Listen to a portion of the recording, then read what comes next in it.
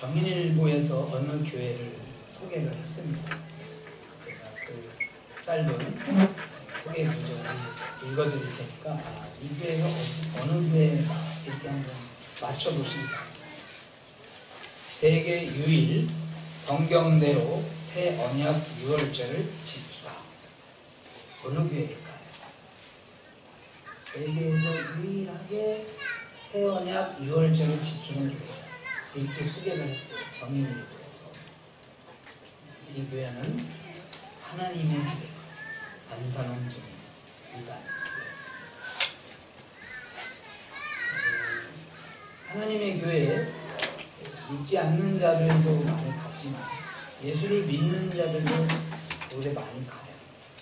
그리고 새언약 유월절이라는 행사를 열심히 지키고 그 이단의 교리를 따라가고 있습니다. 저는 이 모습을 보면서 우리나라 사람들은 의미가 중요한 게 아니라 의식이 중요하구나. 의미가 없어도 뭔가 좀 기막힌 의식을 하나 만들어 놓으면 그걸 잘 지켜요. 저도 어렸을 때 저희 아버지가 이렇게 제사 지낼 때마다 말씀하십니다. 홍동백서, 조율이서 굉장히 강조하셨어요. 그런데 성균관 위원장이라는 분, 그러니까 우리 장로교로 말하면 대한예수교장의 합신 총회장 되시는 분이 말씀하기를 유교에는 그런 규례가 없다 이렇게 얘기를 합니다. 근데 우리나라 사람들이 그 의식을 아마 지금도 지키는 집안이 있을 거예요. 열심히 지켜요. 의미가 중요한 게 아니라 의식이 중요하구나. 의식을 잘 따라하는구나. 그래서 교회도 의식을 잘 만들어내는 거예요. 예를 들어볼까요? 여러분 지금 새벽 기도 좀 나오세요. 아멘 한번 하세요. 안 나와. 그러면 일주일에 한 번이에요. 아니면 한 달에 한 번이에요. 그래도 안 나와. 그러니까 뭘 만들었냐면 월삭기도회를 만들었어요. 그랬더니 전 가족이 나오는 거예요. 월삭기도회는 뭐예요? 알긴 해요? 뭔가 좀 이상하다 이거는. 뭔가 좀 중요한 것 같다. 그러니까 한 달에 한 번만 나와라. 그래도 안 나오던 분들이 월삭기도회는 나와야 된다면 월삭은 어디서 골로새서 어디서 들어본 것 같기도 하고 모세오경에서 들어본 이거 지켜야 된다. 그래가지고 나오는 거예요. 우리 같이 한번 따라해 보겠습니다. 힘써. 의미를 알자. 의식을 부정하라는 게 아니라 의식이 행해야 될 의식이 있는 거고 의미가 있는 의식이 있는 거예요. 아무 의미도 없는 의식은 지킬 필요가 없는 거예요. 오늘 특별히 우리가 이 6월절이라는 규례에 대해서 자세히 살펴보기를 원하는데요. 이 6월절을 우리가 어떻게 지킬 것인가? 이거는 이단이고요. 이 6월절의 의미가 뭔가 이것을 바로 아는 그런 시간 되기를 주의 이름으로 소망합니다.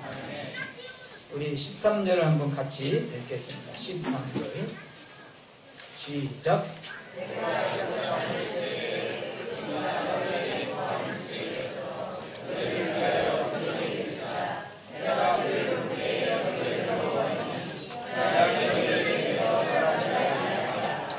아멘. 여기 보면 내가 피를 볼 때 너희를 넘어가리니, 그래서 이 넘어가다라는 단어가 나와요. 그렇죠? 이 넘어가다라는 단어가 한문으로 6월, 영어로는 패스 오버. 그래서 이것이 넘어가다라는 단어 때문에 6월절이라는 용어가 나온 거예요. 그러면 이 6월절에 대한 규례가 여기 6월절에 대한 내용들이 쭉 나와 있는데 굉장히 복잡하게 나와 있고 내용도 잘 모르겠고 그래요. 그래서 제가 한 가지 여러분들에게 힌트를 드립니다. 항상 말씀을 전할 때 제가 힌트를 드리는 것 중에 하나가 뭐냐면, 여러분들 외국 영화 보시죠? 보셔요? 어떻게 보셔요? 그 영어를 좀 잘 아시나요? 네, 그렇죠. 자막을 봐요. 이 구약 성경이 어려운 게 많아. 그러면 뭐 내용이 있는 영상이 막 흐르는 거예요. 그럴 때 모를 때는 자막을 보면 돼요. 구약의 자막은 어디 있다고 했어요? 그렇죠. 그러면 고린도전서로 가보겠습니다. 이 유월절에 대한 내용에 대한 것을 밝히 보여주는 부분이 고린도전서 5장 7절이에요. 같이 고린도전서 5장 7절 같이 읽고 아멘 하겠습니다. 시작. 우리는 누구 없는 자인데 새 어머니가 되기 위하여 누구를 내어오리라. 우리의 유월절 양 곧 그리스도께서 희생이 되셨느니라. 아멘. 바울은 분명하게 명확하게 얘기를 하는데 유월절 어린 양, 유월절 양, 그게 곧 뭐라 그랬습니까? 그리스도께서 희생하신 것이다. 그래서 이 구약에 나오는 이 유월절에 대한 규례는 명백하게 예수 그리스도의 희생에 대한 이야기를 설명하고 있는 거예요. 좀 더 폭넓게 얘기하자면 우리의 구원에 대한 이야기를 하는 거예요. 그래서 오늘 이 출애굽기 12장을 통해서 우리의 구원이라는 것이 어떤 거구나, 구원에 대한 의미를 다시 한번 배우고 상기하는 시간 되길 바랍니다. 구원의 이야기를 하는 거예요. 그러면 이 숨겨진 구원의 의미들을 몇 가지 살펴볼 건데요. 다시 12절, 13절 볼게요. 12절 보겠습니다. 내가 그 밤에 애굽 땅에 두루다니며 사람과 짐승을 물어나고 애굽 나라 가운데 처음 난 것을 다 치고, 하나님께서 모세를 통해서 경고하신 내용은 뭐냐면 애굽 땅에, 그 다음에 애굽 나라 가운데 처음 난 것을 다 죽이신다 그런 거예요. 근데 여기서 중요한 단어는 뭐냐면 애굽 땅, 애굽 나라. 이 용어가 왜 중요하냐면 주석학자들은 애굽 나라 또는 애굽 땅이 영어로 오분이냐 아니면 인이냐 이렇게 따져요. 그래서 어려운 단어 아니니까 그러면 오프를 쓰잖아요, 그죠? 애굽의 땅, 애굽의 나라 이렇게. 그럼 오프를 쓰면 애굽을 말하는 거예요. 그런데 인을 써요. 애굽 안에 있는 나라. 그러면 이거는 애굽 나라뿐만이 아니라 애굽 나라에 있는 모든 사람을 총칭하는 거예요. 그래서 오브와 인의 의미를 이제 이해하겠어요? 잘 모르셔요? 자, 우리나라 민족이면 오브를 써야 돼요. 우리나라의 민족. 그런데 우리나라 안에 있는 모든 민족, 그러면 우리도 포함되고 외국인들 들어와서 사는 뭐 여러 동남아 민족이라든가 또는 중국 민족이라든가 여러 민족 모두를 말하는 거예요. 그런데 오늘 12절에서 애굽 땅, 애굽 나라의 장자들을 친다는 것은 오브가 아니라 인이라는 거예요. 그러면 중요한 건 뭐냐면 이 애굽 안에 누가 있냐면 누가 있어요? 우리가 잘 아는 어떤 민족이 들어있죠 지금? 이스라엘 민족도 장자의 죽음의 경고 안에 들어가 있는 거예요. 그러니까 이스라엘은 빼고 애굽만 죽이는 게 아니고 또는 다른 민족들이 아니라 무조건 애굽 땅 안에 있는 모든 민족의 장자는 다 치신다, 그 얘기인 거예요. 그러므로 여기서 우리가 이제 구원의 이야기를 하자고 그랬는데, 구원이라는 것은 뭐냐면요, 애굽인이든 이스라엘 백성이든 또는 어떤 백성이라 할지라도 다 하나님 앞에 진노받아야 마땅할 죄인이다라는 거예요. 이게 구원의 출발입니다. 로마서 3장 23절에 뭐라고 나오냐면 모든 사람이 죄를 범하였음에 그랬어요. 믿으시면 아멘. 아멘. 애굽 사람만 죄를 범한 게 아니라 이스라엘 백성들도 죄를 범한 거예요. 그것을 말하는 거예요. 모든 사람이 죄를 범한 거예요. 그래서 구원의 출발은 어디로부터 시작하냐면요, 나는 죄인이다. 나는 이스라엘인데 나는 아니야. 애굽 사람만 죄인이야. 이게 아니고 우리 모두가 다 죄인이다라는 것부터 시작을 해야 되는 거예요. 베드로후서 2장 4절에 보면 하나님께서 순종하지 아니한 불순종의 천사들을 용서하지 아니하셨다, 그렇게 말씀이 나와요. 그 말은 무슨 얘기냐면요, 천사들은 어디 살아요? 천국에 있잖아요. 근데 천국에서도 하나님 앞에 죄를 지으면 하나님이 용서하지 않았다는 의미는 하나님 앞에서 용서받을 자는 아무도 없다라는 의미인 거예요. 우리 그러잖아요. 집사님 천사 같아. 우리 권사님 천사 같아요. 천사 같지만 그 사람은 죄인이에요. 집사님은 천사 같아서 교회 안 다녀도 구원받겠네요. 그 말이 맞아요, 틀려요? 이런 말이에요. 아무리 천사같이 보이고 아무리 그렇게 아름답고 고상하고 뭐 도덕 윤리적으로 완벽해 보이는 사람인 것처럼 보일지라도 그 사람은 역시 죄인인 거예요. 그래서 이 6월절, 그러니까 패스오버, 하나님의 심판으로부터 벗어난 이스라엘 백성들이 뭔가 좀 애굽 사람보다 뭔가 죄가 없고 애굽 사람보다 고상하고 애굽 사람보다 뭔가 도덕윤리적으로 깨끗해서 하나님이 그들을 구원한 게 아니에요. 그 구원은 오로지 하나님께서 무조건적인 선택으로 말미암아 임한 것인 줄로 믿습니다. 우리의 구원도 마찬가지예요. 우리가 누구보다 좀 나아서 누구보다 좀 죄를 덜 짓고 누구보다 좀 선행을 많이 해서 하나님이 우리를 부르신 게 아니에요. 우리는 그저 모두가 다 죄인임에도 불구하고 하나님의 은혜로 이 자리에 나오게 된 줄로 믿습니다. 애굽 사람들 마음 안에 있는 그 성품, 이스라엘 백성들 마음 안에도 그 성품이에요. 애굽 사람이 난 이 죄를 짓고 싶어, 난 이 죄를 그런 마음이 있을 때 애굽 사람의 마음 안에도 그 마음이 있는 거예요. 애굽인이나 이스라엘인이나 모두가 다 죄인이다. 너나 나나 할 것 없이 죄인인 것을 받아들이시기를 주의 이름으로 권고합니다. 따라하겠습니다. 나는 죄인입니다. 이게 구원의 출발입니다. 하나 더 보겠습니다. 12장 13절. 내가 이 땅을 칠 때 그 피가 너희에 거하는 집에 있어서 내가 너희를 위하여 표적이 될지라 내가 피를 볼 때에 너희를 넘어가리니.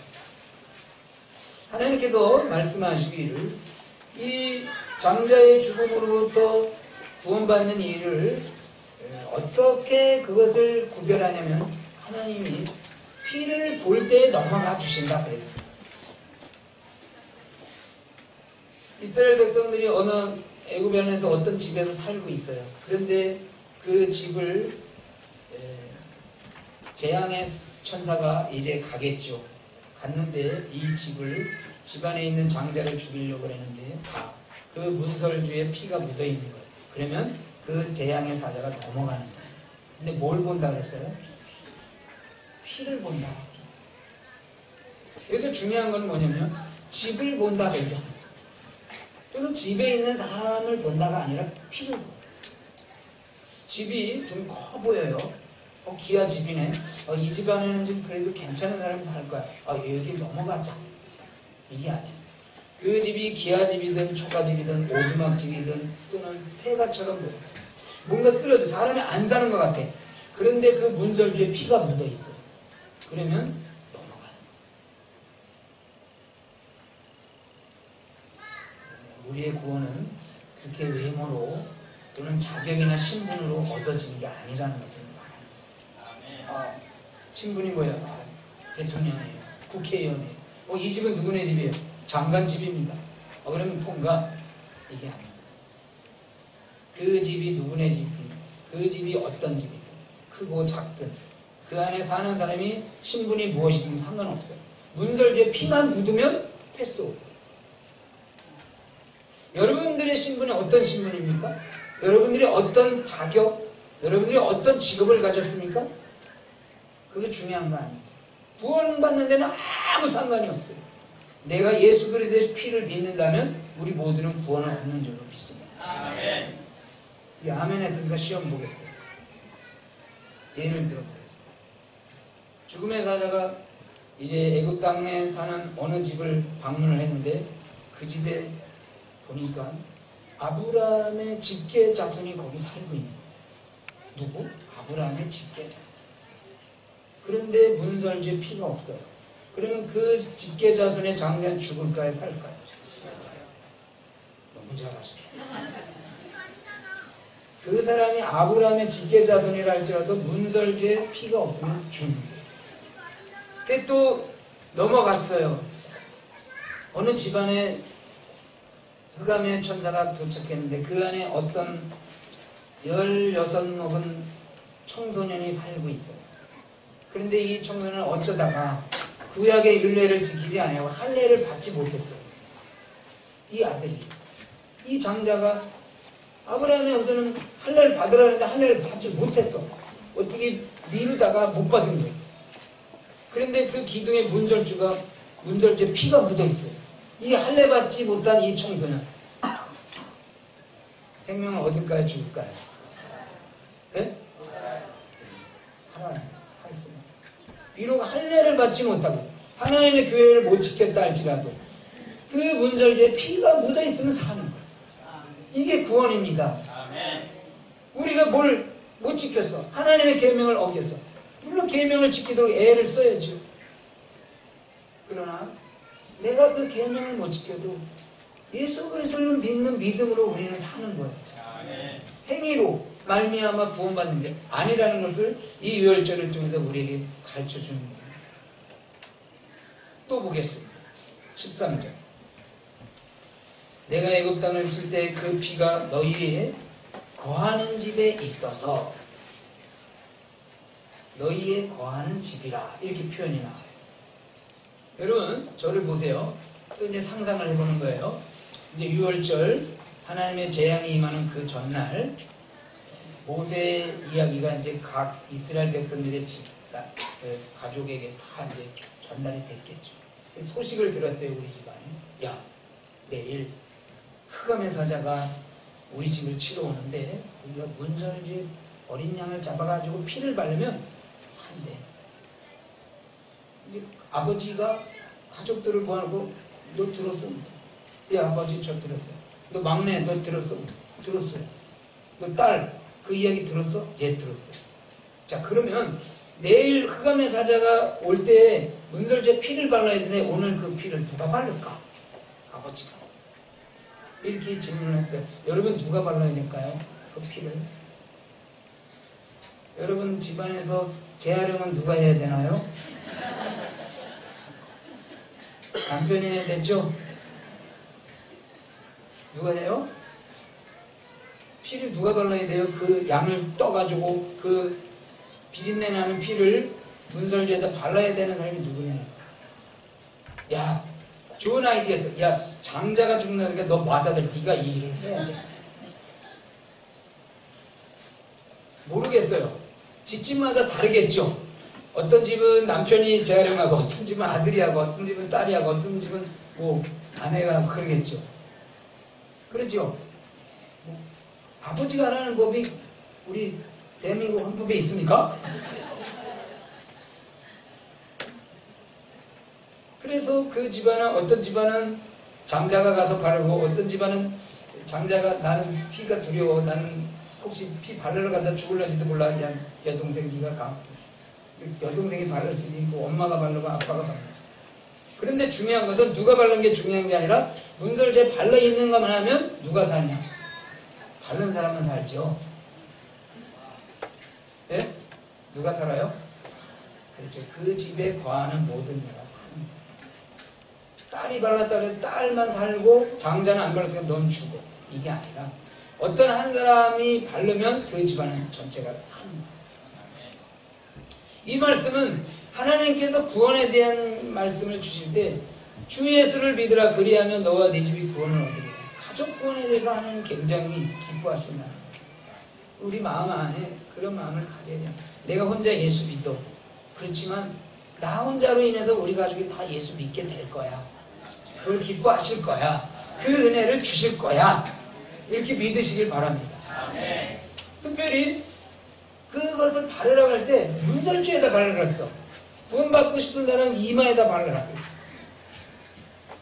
이마에다 바르라는 말도 없고 그냥 그 집을 대표하는 문설주에다 바르면 집안이 다 사는 거예요.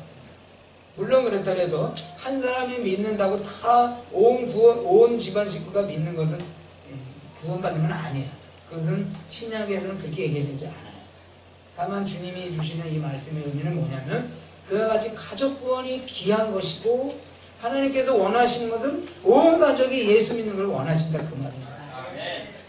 오늘은 비록 안 됐지만 다음 가족 주일에는 오늘 이 말씀대로 내가 예수를 혼자 믿었지만 아직 믿지 않는 자들도 이 자리에 함께 모이는 그런 은혜의 역사가 있길 바랍니다.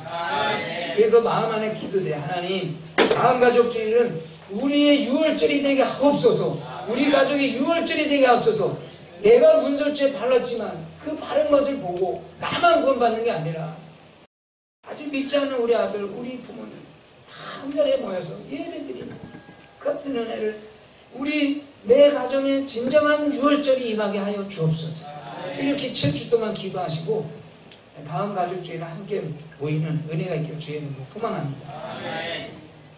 이제 한 가지만 더 보도록 하겠습니다. 12장 7절을 보겠습니다. 같이 읽고 아멘합니다. 시작.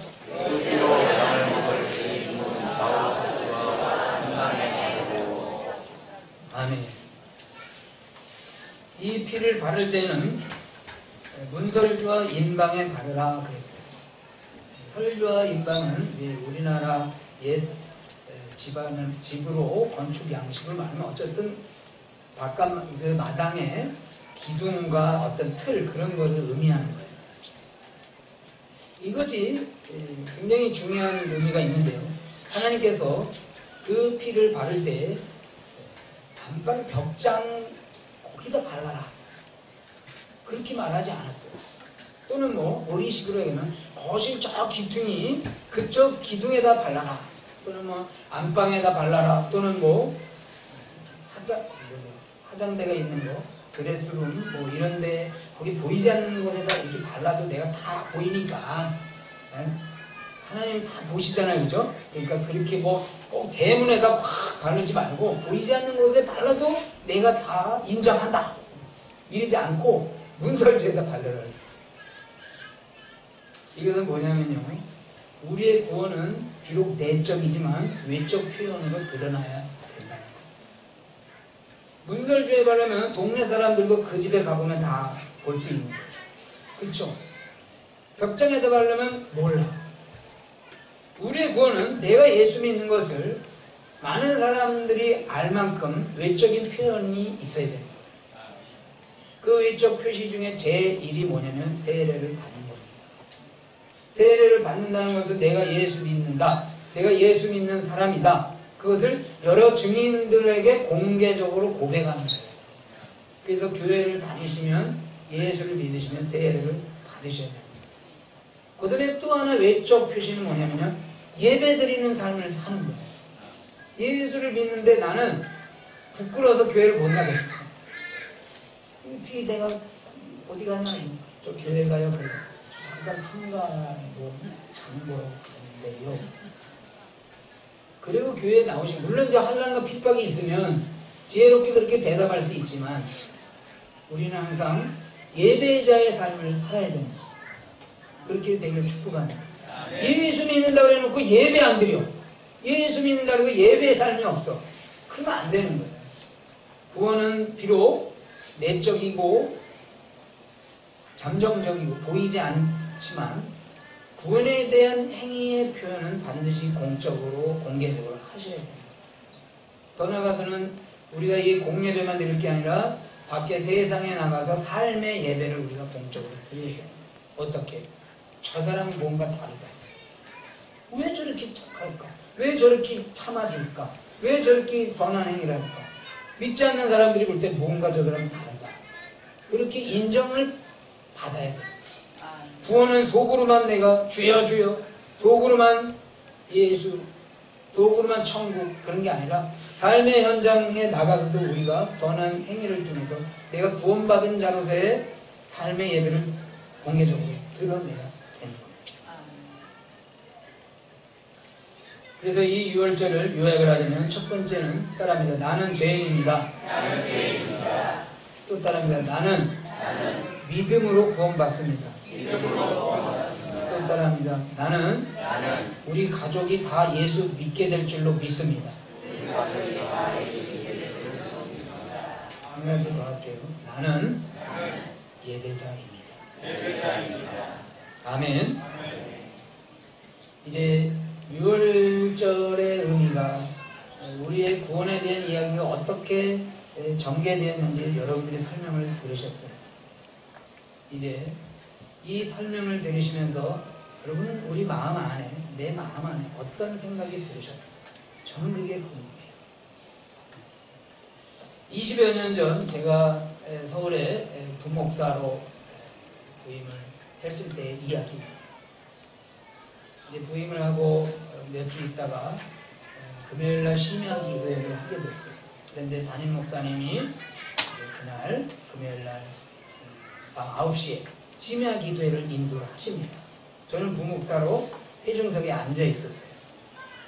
그런데 그 목사님이 다 같이 찬송가 144장을 부르시죠. 안 찾으셔도 알 수 있는 거예요. 제가 부를 거니까. 예수 나를 위하여 십자가를 질 때 예수 나의 죄 피 흘려 죽으십니다. 그러면서 그 목사님이 그걸 이제 부른 거예요. 같이. 그리고 4절까지 딱 부르고 나서 뭐라고 보내셨냐면 이렇게 얘기했어요. 여러분, 우리 예수님의 십자가를 생각하면서 울며 기도합시다. 그렇게 하셨어요. 어떤 상황이 일어났을까요? 20여 년 전 담임 목사님이 찬송가 144장을 부르고 우리 다 같이 십자가를 생각하면서 울며 기도합시다. 이렇게 멘트를 했어요. 성도들이 어떻게 했을까요? 여러분이 그 자리에 앉아 있었다면 나는 어땠을까 한번 생각해 보세요. 다 맹맹했습니다. 그 다음 주에 제 순서가 왔어요. 부목사들이 순서로다가 이제 예배를 금요기도회를 인도하거든요. 제가 지난번에 담임 목사님이 찬송가 144장을 부르고 맹맹했던 것을 제가 기억하고 제가 이 노래를 불렀습니다. 하나님의 사랑을 사모하는 자, 하나님의 평안 바라보는 자. 그러면서 제가 멘트를 합니다. 사랑하는 여러분, 오늘도 하나님은 사랑이십니다. 여러분들 그 사랑의 눈으로 바라보십니다. 여러분의 작은 신음에도 응답하시는 하나님이십니다. 그 하나님이 오늘 여러분들을 붙잡고 있습니다. 이렇게 멘트를 했어요. 그날 어떻게 됐을까요? 냉랭했을까요? 은혜 받았을까요? 네, 맞았어요. 여러분들이 그 자리에 앉았다면 은혜 받았어요. 그러면 담임 목사님이 144장을 부를 때는 은혜를 못 받고 부목사가 하나님의 사랑을 사모하는 자, 너의 작은 신음에도 응답한다는 그 찬송에는 은혜를 받았어요. 왜 그럴까요? 담임 목사님이 선곡을 잘못하신 거죠?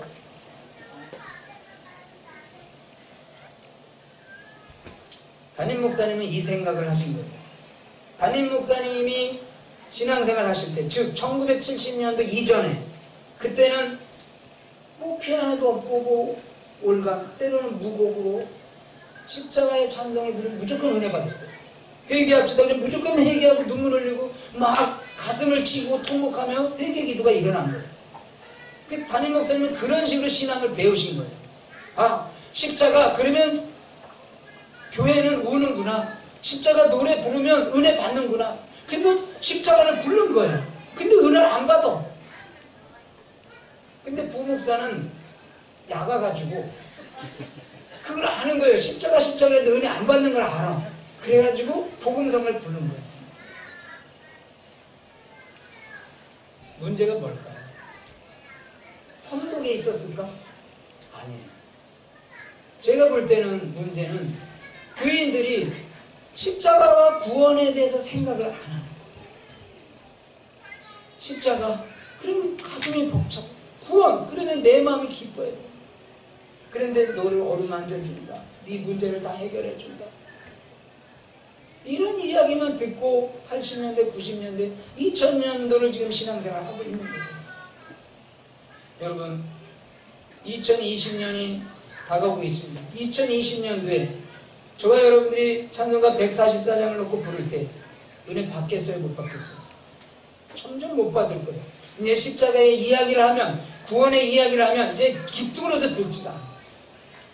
그거는 뭐냐면 교회가 그만큼 세속화되고 상업화되고 인간 중심의 교회가 돼요.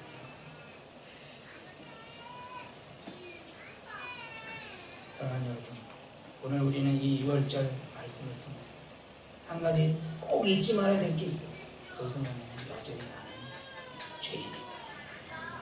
그리고 이 죄를 해결받으려면 다른 일에서는 구원이 없고 다른 방법으로서는 구원이 없고 오직 예수 그리스도를 믿어야 된다. 이 말씀을 기억하시는 거예요. 교회는 죄에 대해서 고민하고 죄에 대해서 해결하고 죄에 대해서 지적을 받는 것이 교회입니다. 믿으시면 합니다. 혹여라도 제가 설교 중에 여러분 죄인입니다. 여러분 죄를 해결해야 됩니다. 여러분 죄에 대해서 반드시 하나님 앞에 심판받기 전에 해결해야 됩니다.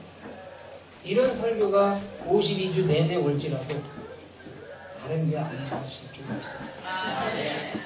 그래야 저도 140자장을 부르고 그래야 저도 죄에 대한 설교를 할 수 있을 거 아니에요. 어느 날 140자장 불렀더니 그 다음부터 목사님, 여전도사님이 목사님한테 그래요. 목사님, 그 집사님이 왜 그래요? 죄 때문에 죄 지적받아서 안 돼요. 이러지 않아요. 거리가 멀어서요. 여러 가지 이유는 다 있어. 그런데 문제는 뭐냐면 자기 죄를 지적했다.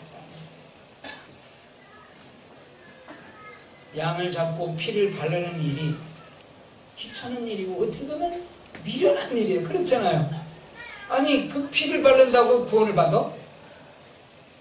그러나 귀찮고 미련해도 그 일을 합니다.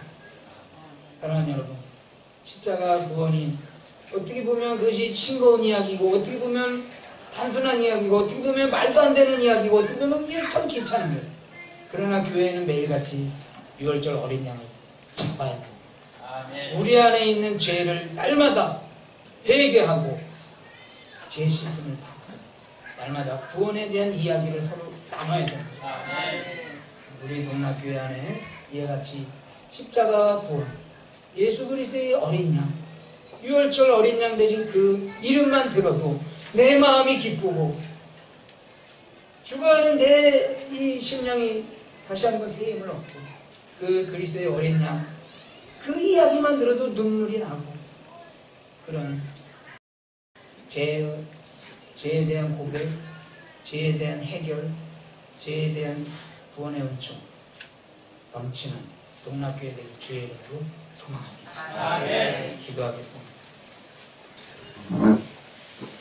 하나님 아버지, 위로의 말과 믿는 자들과의 아름다운 교제들만이 왕성한 교회가 아니라 우리 안에 죄를 시인하고 죄를 고백하고 죄에 대해서 울부짖는 십자가와 구원이 있는 동락교회 되게 하여 주옵소서. 감사하며 예수님 이름으로 기도드립니다.